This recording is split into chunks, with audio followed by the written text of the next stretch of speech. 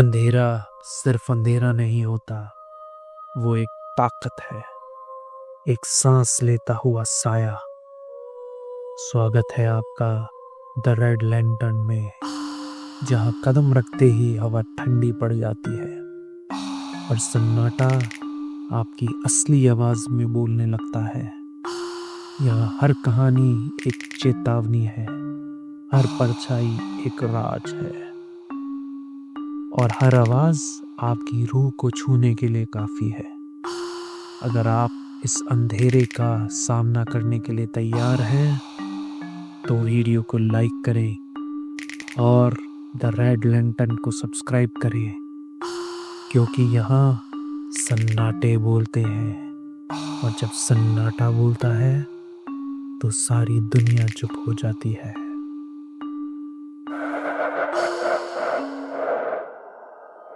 क्या आपने कभी ऐसा महसूस किया है कि आपके पीछे कोई खड़ा है, पर आप जब पलट कर देखते हैं तो कुछ नहीं मिलता, पर दिल जोर जोर से धड़कता है। कभी कभी ये भ्रम नहीं होता, ये उस जगह का अतीत होता है जो आज भी जिंदा है। आज मैं आपको ऐसी ही एक जगह की कहानी सुनाने जा रहा हूँ, एक हवेली जिसे सब काली हवेली कहते हैं, क्योंकि वो हवेली सिर्फ दीवारों और छतों से नहीं बनी है, बल्कि जुल्म, खून और श्राप से बनी है। यह कहानी अभिषेक की है।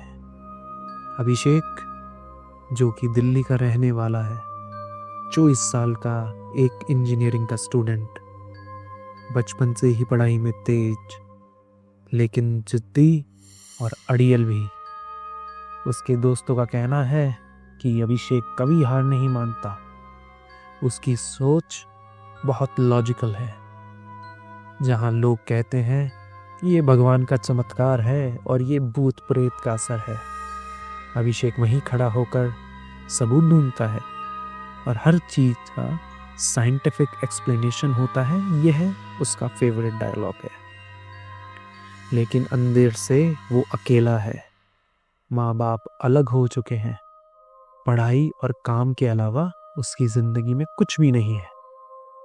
उसका यही अकेलापन उसे जिज्ञासु और थोड़ा निडर भी बनाता है, क्योंकि उसे लगता है कि खोने के लिए तो है ही क्या। एक दिन की बात है, कॉलेज के प्रोजेक्ट के लिए उसको पता चला कि राजस्थान के गांव में एक सदियों पुरानी हवेली है। उसका नाम काली हवेली। लोगों का दावा है कि वह हवेली शापित है। रात में वहां से चीखें आती हैं और जो भी अंदर जाता है वो लौट कर कभी नहीं आया। दोस्तों ने रोका, अरे भाई तू पागल है क्या, तू क्यों वहां जा रहा है? वहां जाएगा तो भूत प्रेत पीछे पड़ जाएंगे। लेकिन अभिषेक ने हंसकर कहा, अरे यही तो मजा है, सब लोग डरते हैं पर मैं नहीं। मैं असलियत को हमेशा सामने लेके आता हूं, और अगर वहां कुछ मिला भी तो यह मेरे प्रोजेक्ट का मास्टरपीस होगा। उसकी आंखों में जिद और जिज्ञासा का मिला जुला असर था, और उसी जिद ने उसे दिल्ली से राजस्थान की ओर उस वीरान धरती की तरफ धकेल दिया। उसने बस पकड़ी और बस में बैठकर खिड़की की ओर बाहर झांकते हुए उसने देखा, सड़कें जैसे तंग होती जा रही थी। शहर की चहल पहल गायब हो चुकी थी। अब सिर्फ इंजन की धड़धड़ाहट और हवा में सन्नाटा था। अचानक बस एक छोटे स्टॉप पर रुकी। उसने खिड़की से बाहर देखा और देखा कि कुछ बच्चे उसे घूर रहे थे, लेकिन उनकी आंखों में मासूमियत नहीं, एक अजीब सा डर था। अभिषेक का दिल एक पल को धड़का, पर उसने खुद को समझाया, शायद गांव वाले अंधविश्वासी होंगे, मुझे तो बस हवेली का स्ट्रक्चर रिकॉर्ड देखना है और अपने प्रोजेक्ट का काम पूरा करना है। वो बस से उतर गया और गांव में कदम रखा। उसे नहीं पता था कि यह सफर उसकी जिंदगी का सबसे खतरनाक सफर बनने वाला है।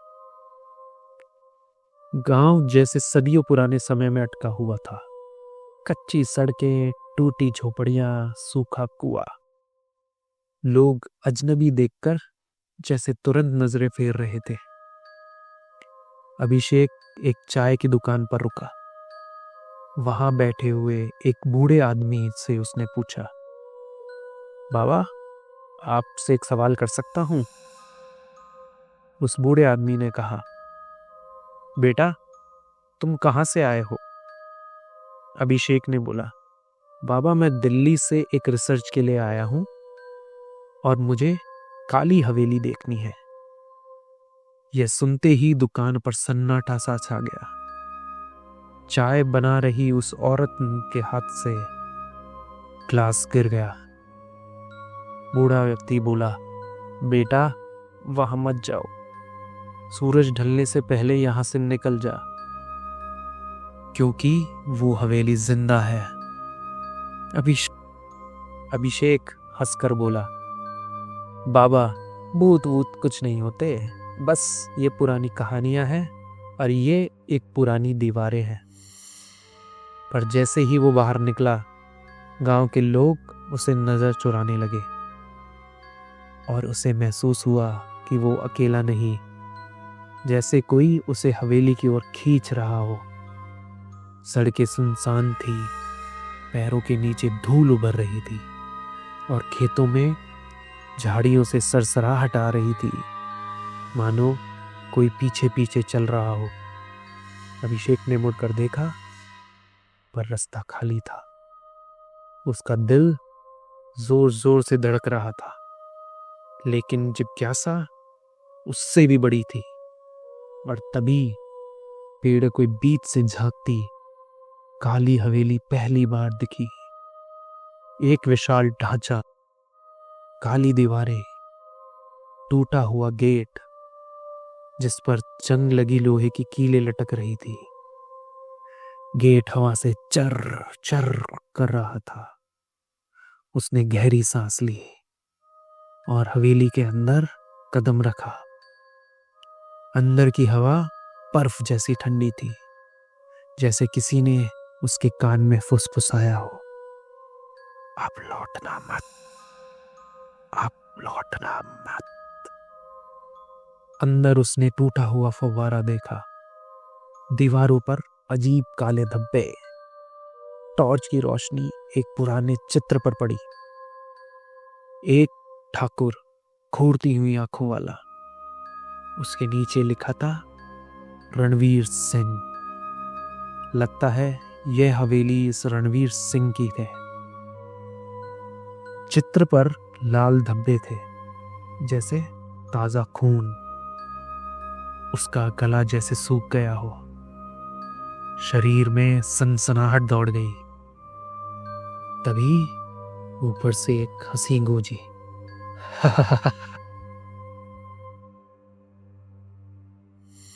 उसकी रीढ़ में जैसे ठंडी लहर दौड़ गई। वो सीढ़ियों की ओर बढ़ा और हर कदम चरमराता हुआ, मानो चेतावनी दे रहा हो, मता मता। ऊपर का कमरा सदियों से बंद पड़ा था। फर्नीचर पर मोटी धूल, जाले दीवारों पर डरावनी आकृतियां बना रहे थे। अलमारी खोली तो उसमें एक पुरानी डायरी थी। वो अचानक गिर पड़ी। उसका कवर जैसे जल चुका हो, उस पे जलने के निशान थे। पर उसने हिम्मत से पहला पन्ना खोला और उस पे लिखा हुआ था, ये हवेली रणवीर सिंह की है। वो रणवीर सिंह सिर्फ ठाकुर नहीं, बल्कि कसाई था।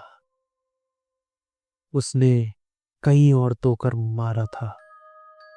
औरतों की चीखें रात भर हवेली में गूंजती थी।